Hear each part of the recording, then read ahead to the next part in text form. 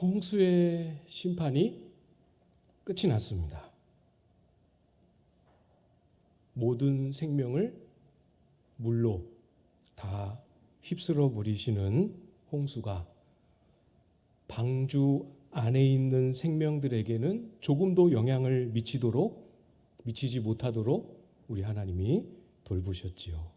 그래서 방주 안에 있는 생명들에게 있어서는 이 두렵고 혹독한 심판의 시간이 그 안에 있는 생명들에게는 구원의 시간이 되었습니다. 오늘 본문은 방주를 준비할 때에도 또 방주에 들어갈 때에도 그 모든 시간을 하나님을 신뢰함으로 순종하며 견뎌왔던 노아와 그 가족들에게 방주 이후에 어떤 삶이 펼쳐지게 되는지를 말씀해 주고 계십니다. 오늘 본문 범위를 좀 넘어서 앞에 우리가 안 보고 지나온 본문이지만 거기 보면 노아는 방주에서 나오자마자 새 땅을 밟자마자 번제를 드리며 하나님을 예배하고 경배했습니다. 하나님은 노아가 땅을 밟자마자 번제를 드리는 그 향기를 기쁘게 받으시고 노아와 그 가족들에게 새로운 사명과 복을 말씀해 주고 계시지요. 오늘 본문의 내용입니다. 1절을 보시면 하나님이 노아와 그 아들들에게 복을 주시며 그들에게 이르시되 생육하고 번성하여 땅에 충만하라. 앞서 우리가 한번 살펴봤어요. 하나님께서 아담을 창조하신 후에 아담에게도 이와 거의 유사한 말씀을 해 주셨습니다. 많이 똑같아요. 많이. 마치 홍수 이후에 모든 것이 다 폐허가 된 그 땅에 마치 제2의 아담처럼 그 새 땅에 새로운 사명을 노아에게 주고 계시죠. 새로운 사명을 아담과 똑같이 주고 계시지만 동시에 복을 말씀해 주고 계십니다. 하나님이 노아와 그 아들들에게 복을 주시며 아담에게 사명을 주실 때에도 똑같이 복을 주셨습니다. 홍수 이후에 그 땅을 밟은 노아와 그 아들들에게도 복을 주셨습니다. 맞습니다. 우리 하나님은 복을 주시는 하나님이십니다. 중요한 건 정말 우리가 잘 유념해야 할 중요한 부분은 복을 주시는 하나님을 바라보는 그 다음 우리의 믿음의 걸음이 무엇인가 하는 것이죠. 복을 주시는 하나님을 바라볼 때 우리는 어떻게 해야 합니까? 대부분의 사람들은 복을 주시는 하나님 앞에 어떻게 하지요? 복을 구합니다. 물론 여전히 복 주시는 하나님 앞에 여전히 우리의 삶에 남아있는 결핍이 있죠. 아픔도 있습니다. 필요도 있습니다. 기도해야 합니다. 기도 반드시 해야 합니다. 그렇지만 기도해야 하지만 약속하신 복을 간구해야 하지만 성경이 우리에게 어떤 그림을 가지고 기대하고 계시는지 주의를 기울여야 합니다. 복을 구하지만 성경은 우리에게 요청합니다. 거기서 한 걸음 더 나오라 말씀하십니다. 복을 주시는 하나님을 딱 붙잡고 신뢰하고 서기를 기대하고 계시죠. 하나님은 우리에게 복 주시는 하나님이십니다. 그분을 신뢰하고 그분이 뭐라고 말씀하시는지 귀를 기울이십시오. 귀를 기울일 때 들려주시는 말씀을 신뢰하고 걸음을 디디십시오. 나에게 이것이 부족하고 나에게 이것이 어렵고 한 것 있지만 복 주시고 복 주실 하나님을 신뢰하고 말씀하심 앞에 나를 들이십시오. 그래서 성경은 기독교 신앙을 이렇게 가르치고 있지요. 예수님이 직접 해주신 말씀입니다. 마태복음 6장 31절부터 33절까지 말씀을 제가 읽어드리겠습니다. 잘 들어보십시오. 그러므로 염려하여 이르기를 무엇을 먹을까, 무엇을 마실까, 무엇을 입을까 하지 말라. 이는 다 이방인들이 구하는 것이라. 너희 하늘 아버지께서 이 모든 것이 너희에게 있어야 할 줄을 아시느니라. 그런즉 너희는 먼저 그의 나라와 그의 의를 구하라. 그리하면 이 모든 것을 너희에게 더하시리라. 염려하지 마십시오, 여러분. 하나님께서 알고 계십니다. 아실 뿐만 아니라 그 모든 것을 더하여 주십니다. 그분을, 복 주시는 그분을 신뢰하십시오. 우리는, 저와 여러분은 다른 사람들입니다. 세상 사람들, 이방인들과 같이 잘 먹고 잘 살기 위해서가 아니요, 그의 나라와 그의 의를 위하여 부름을 받은 존재들입니다. 먹든지 마시든지 무엇을 하든지 그분의 영광을 위하여 행하도록 부름을 받은 그런 사람들 아닙니까?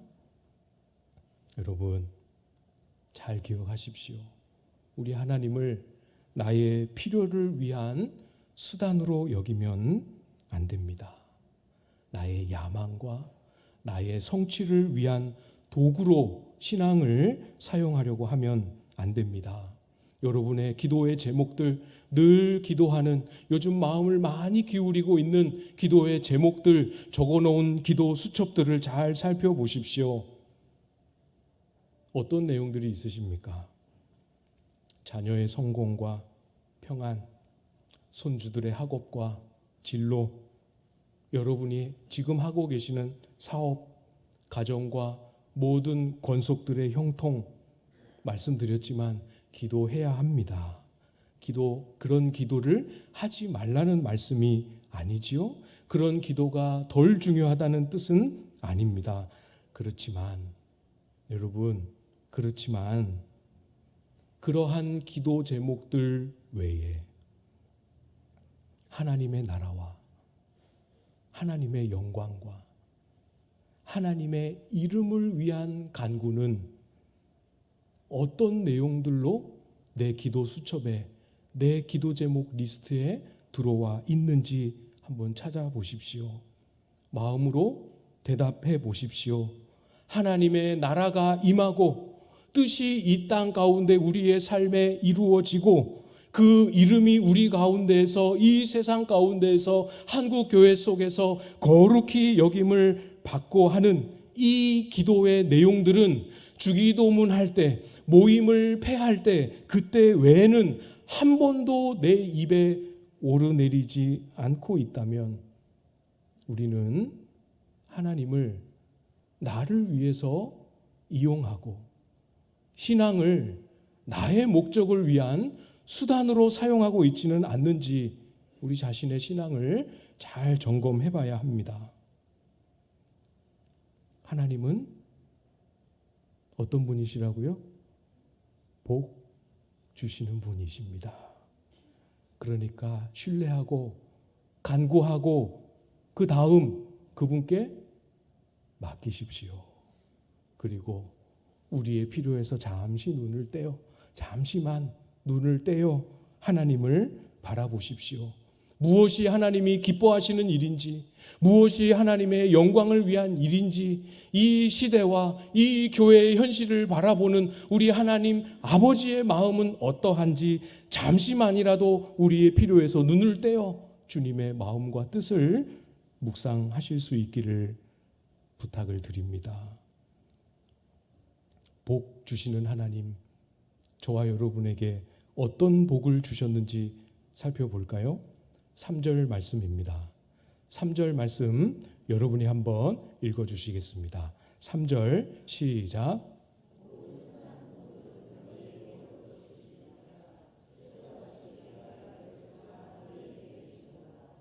아멘. 모든 산 동물은 너희의 먹을 것이 될지라, 이렇게 말씀하셨습니다. 어떤 뜻인지 아시겠죠? 예, 육식을 허용해 주시는 말씀을 주고 계십니다. 한번 비교해 보세요. 하나님께서 아담을 창조하셨을 때, 그리고 그 1장이죠. 창세기 2장에 에덴의 동산을 창설하시고 아담을 그 동산을 경작하도록 두셨을 때에는 둘 다 육식에 대한 말씀을 하지 않으셨습니다. 음식, 먹거리에 관한 말씀은 한 가지, 모든 나무의 열매를 임의로 먹을 수 있다, 이렇게 말씀하셨습니다.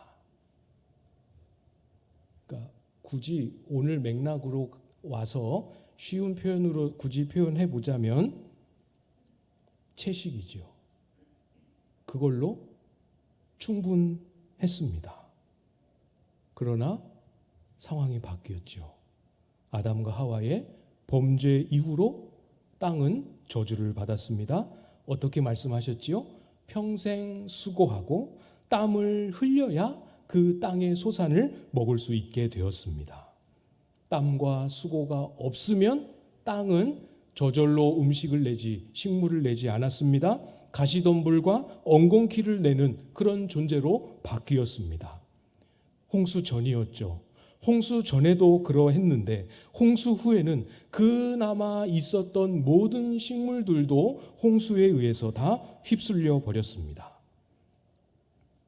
방주에서 딱 내렸을 때 그 눈앞에 펼쳐진 홍수 이후에 새로워진 그 땅의 모습을 바라보는 노아의 심정을 상상해 보십시오. 모든 것이 다 사라졌습니다. 폐허이지요. 노아의 심정과 비슷한 심정을 여러분들도 다 한 번씩은 경험해 보셨을 겁니다. 이 아무것도 남아있지 않은 이 막막한 인생의 앞날, 주여 어찌하면 좋습니까? 경험해 보셨죠? 그런 탄식 어린 기도 다 한 번씩은 해 보셨죠? 그렇지만 여러분, 염려하지 마십시오. 비록 인생들의 죄의 충만함으로 만들어진 그런 폐허라 할지라도 하나님은 아십니다. 우리의 마음을, 그 당황스럽고 난감하며 절망적인 우리의 마음을, 우리의 현실을 아십니다. 아시기만 합니까? 하나님의 방법으로 채워주시죠. 경제적인 어려움 가운데 계신 분들 있으십니까? 진로의 문이 열리지 않아 고민하며 답답하며 눌리는 분들 계십니까? 기도하십시오. 기도하십시오. 이 모든 것이 우리에게 반드시 있어야 할 줄을 우리보다 더 정확하고 온전하게 아시는 하나님을 신뢰하고 기도하십시오. 조금 하고 잠자기 전에 한 2, 3분 이렇게 하고 했다고 말하지 마시고 정말 깊이 간절하게 기도하십시오. 기도하셨으면 그분께 맡기십시오. 간절히 기도하고 그분께 맡길 때 경험해 보셨을 거예요. 뭘 주십니까? 우리 마음에 평강을 주십니다. 평강을 딱 주심으로 아직 상황은 해결되지 않았지만 평강을 우리의 마음에 주심으로 우리를 끝없이 쫓아다니고 있었던 염려와 불안과 근심과 두려움의 사슬들을 끊어 주십니다. 그러면 그 때가 하나님이 주신 때요, 기회인 줄 알고 잠시라도 내가 염려에서 놓인 그 순간을 하나님을 바라보는 시간으로 사용하십시오. 그 잠시라도 하나님 나라와 하나님의 영광과 하나님이 기뻐하시는 일을 위하여 힘차게 달려가십시오. 그것이 우리가 해야 할 이 땅을 충만하게 채울 믿음의 삶입니다. 하나님은 저와 여러분의 또 노아의 먹을 식량, 음식의 필요만 채우시는 게 아니죠. 우리의 또 다른 필요를 채워주십니다. 8장 21절을 여러분 눈으로 한번 보십시오. 8장 21절 중간쯤에 보시면 이는 사람의 마음이 계획하는 바가 어려서부터 악함이라. 우리의 악함을 아십니다. 우리의 필요를 굶주릴 수 있는 우리의 필요를 아시지만 우리의 악함도 아십니다. 그래서 복을 주실 때 명령도 함께 주십니다. 우리의 필요를 채우시는 말씀을 주시지만 우리의 악함을 아시기 때문에 제한을 함께 두십니다. 4절 말씀이죠. 우리 같이 읽어볼까요? 4절 시작. 그러나 고기를 그 생명되는 핏째 먹지 말 것이니라. 피는 생명입니다. 생명되는 핏째 먹지 말라. 무엇을 경계하시고 무엇을 제한하려고 이 말씀을 주시는 건지 여러분 짐작하실 수 있으실 거예요. 고기를 허락하셨습니다. 그러나 그 마음에 고기는 마음껏 먹을 수 있지만 나에게 고기를 내어준 그 짐승의 생명은 내 손에 있지 않습니다. 이걸 가르쳐 주신 거죠. 고기를 허용해 주셨기 때문에 고기를 먹잖아요.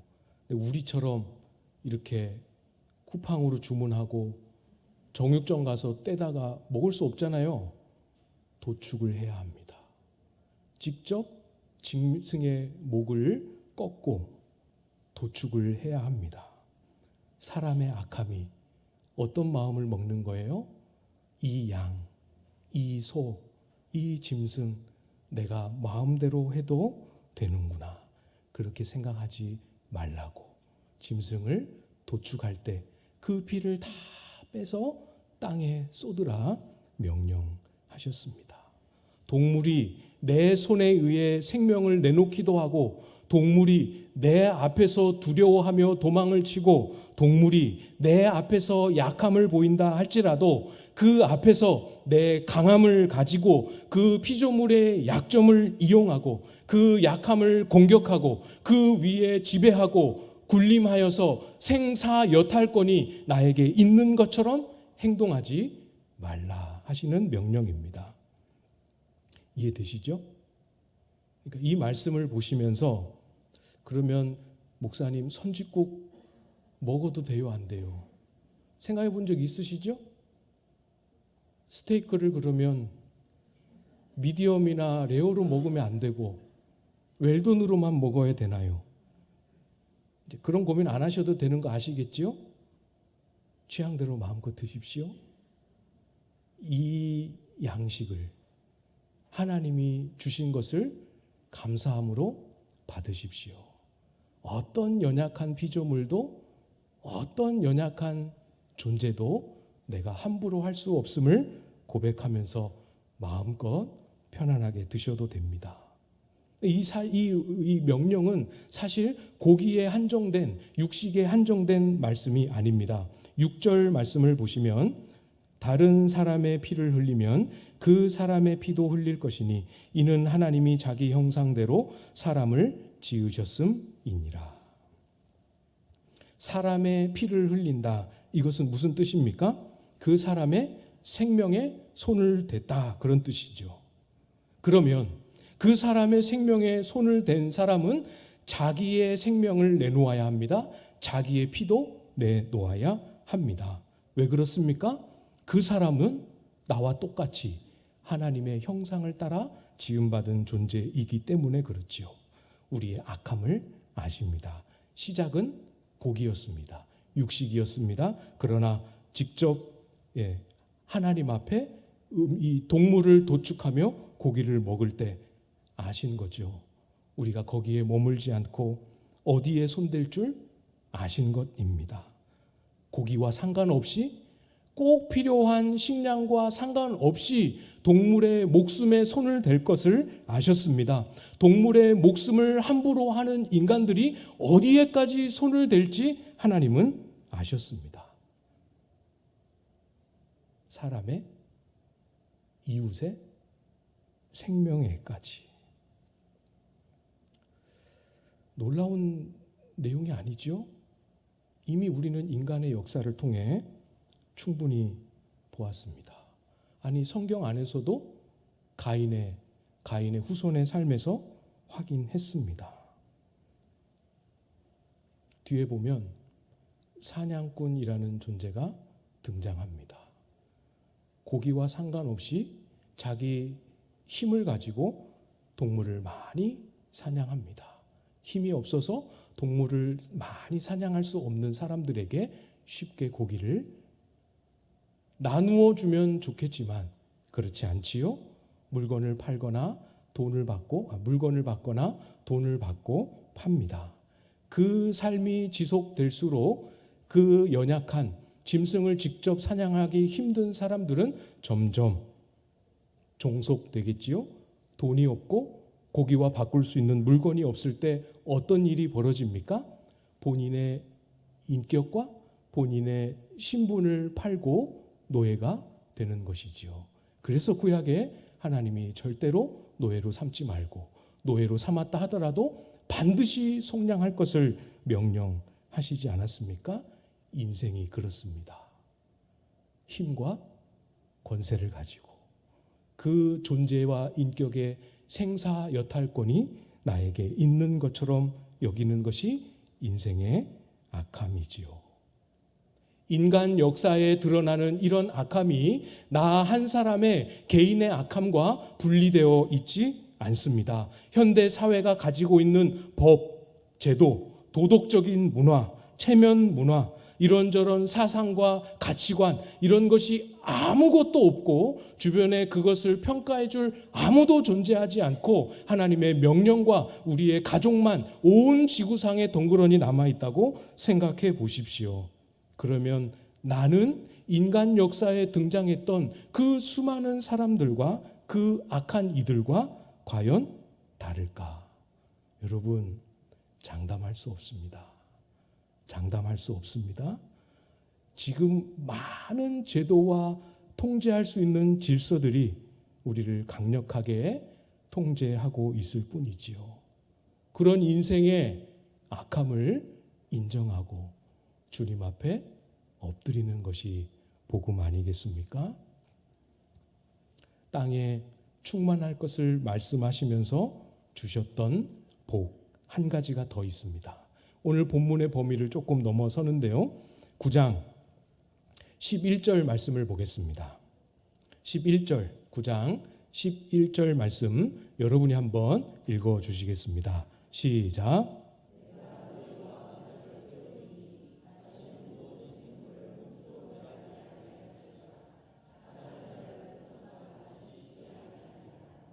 아멘.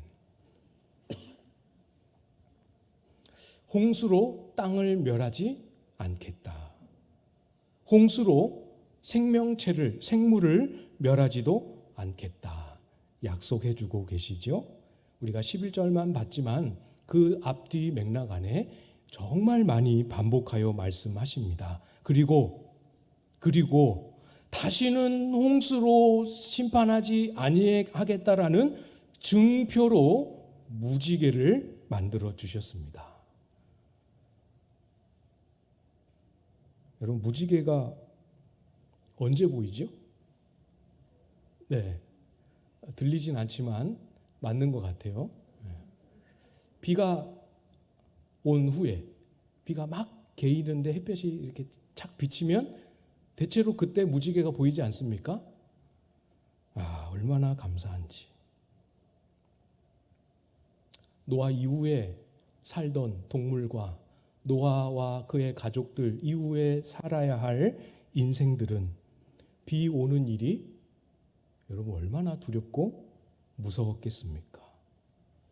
비를 경험할 때마다, 아니 비가 올 조짐을 보일 때마다 땅에 생육하고 번성하는 우리의 인생의 목표와 사명이 아무 의미 없고 가치 없고 곧 다 소멸될지도 모른다라는 그런 두려움이 얼마나 많이 밀려오겠습니까?